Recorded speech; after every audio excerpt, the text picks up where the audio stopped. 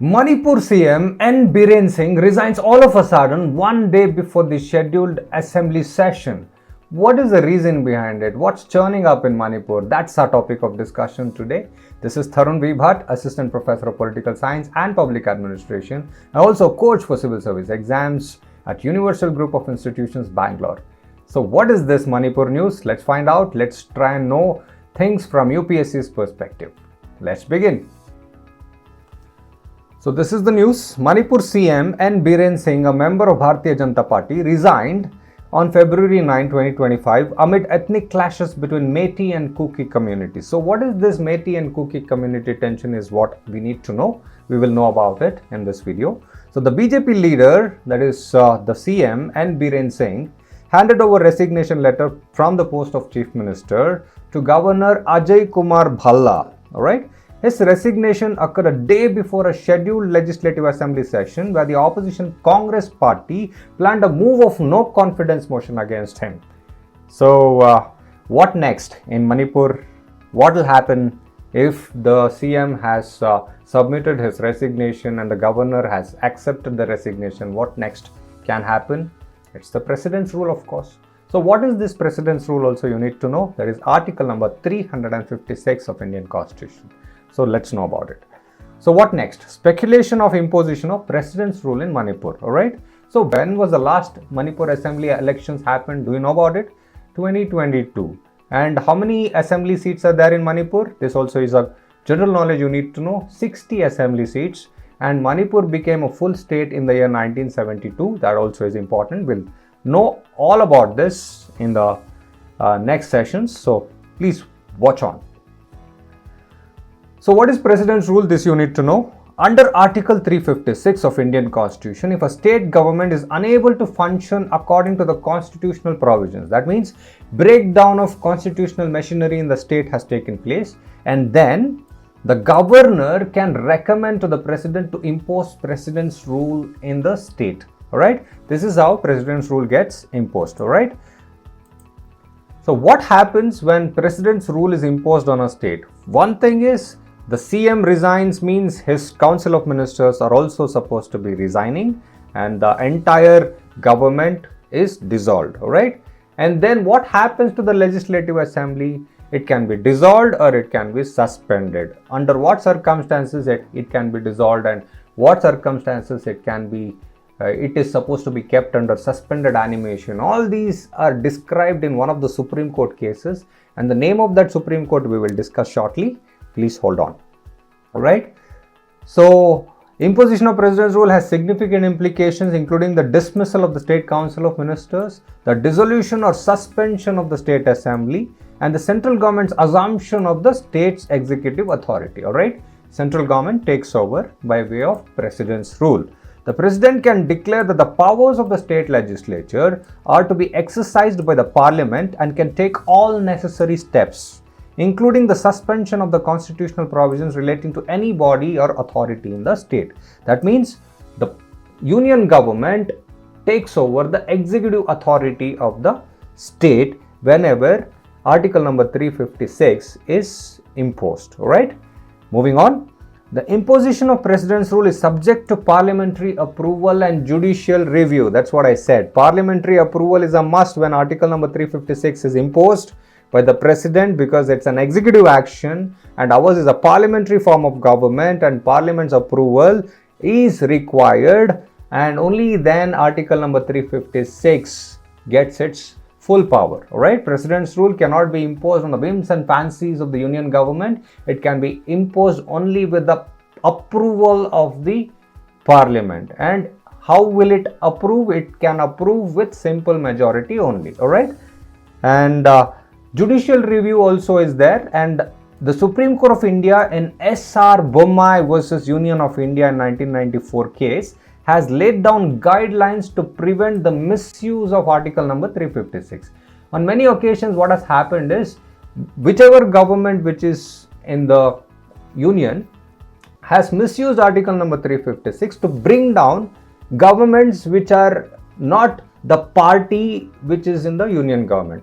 In order to avoid this misuse of article number 356, there is a judicial review, and Supreme Court has given a very strict guidelines in the SR Bommai versus Union of India case in 1994, and according to that, you're supposed to impose precedence rule in any state. All right. In this way, the misuse of article number 356 has been avoided. All right.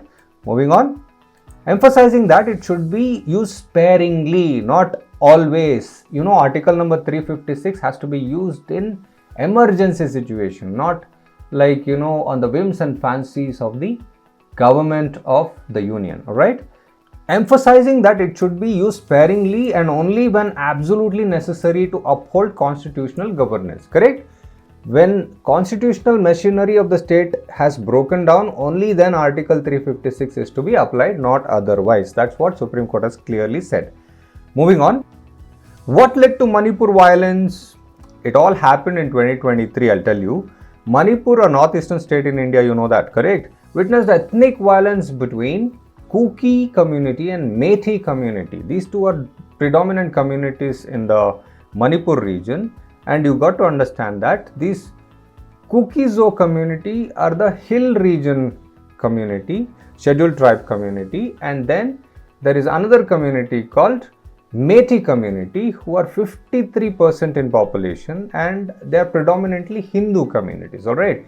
And the violence broke when in the year 2023, Manipur High Court gave a direction or directive to the government of Manipur that you consider the ST status request given by the Methi community people. This was perceived as a threat by the Kuki community people for their land rights and many benefits that they were enjoying in the Manipur region. So what is it? We'll know more about it.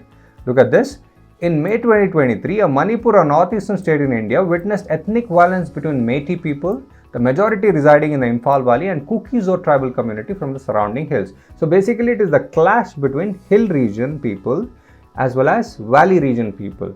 So two different communities living in two different regions of the same place called Manipur. One, the hilly area residing people, and then the valley residing people. And these two people are having clashes with one another because of various ethnic differences. All right. Moving on. Methi community, a predominantly Hindu community, primarily reside in the Imphal Valley region. Valley means, below the hill region. All right.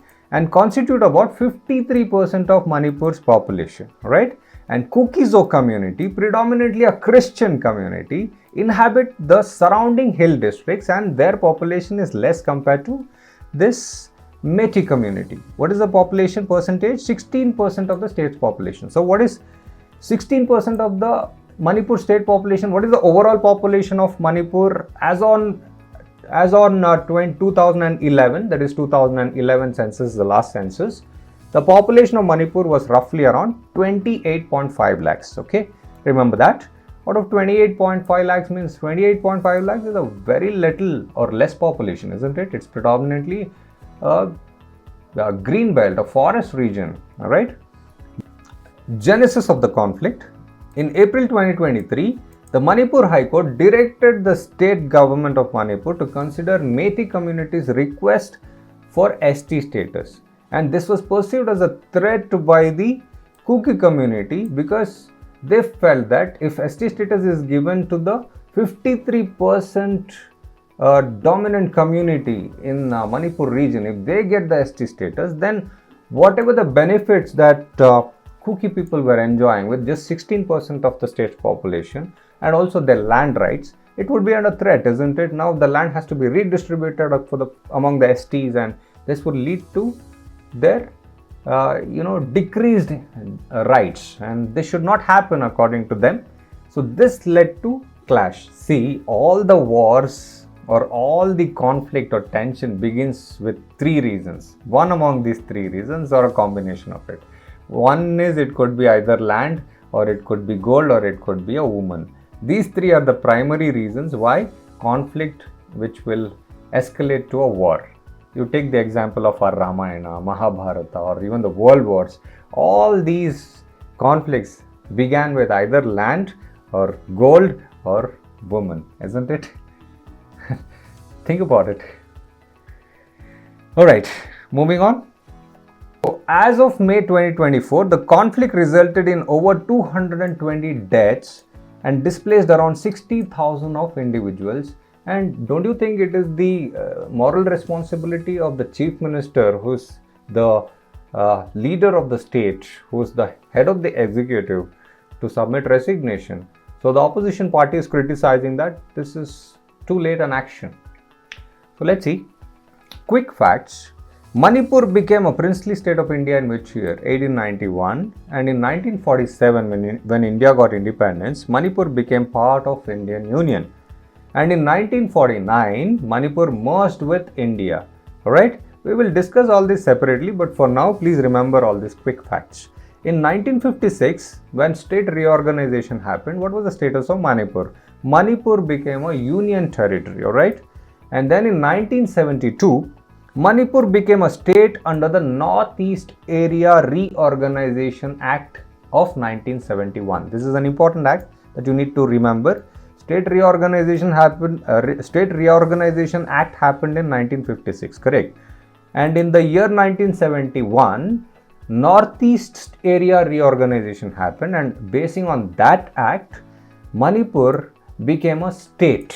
Right? Until then, it was a union territory from 1956 to 1972.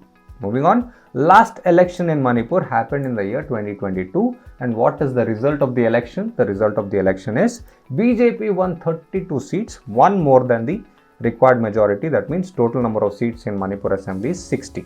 Right? And formed the government with CM N Biren Singh. And he submitted the resignation. Alright? So, like I said, 60 member is the Manipur Assembly strength.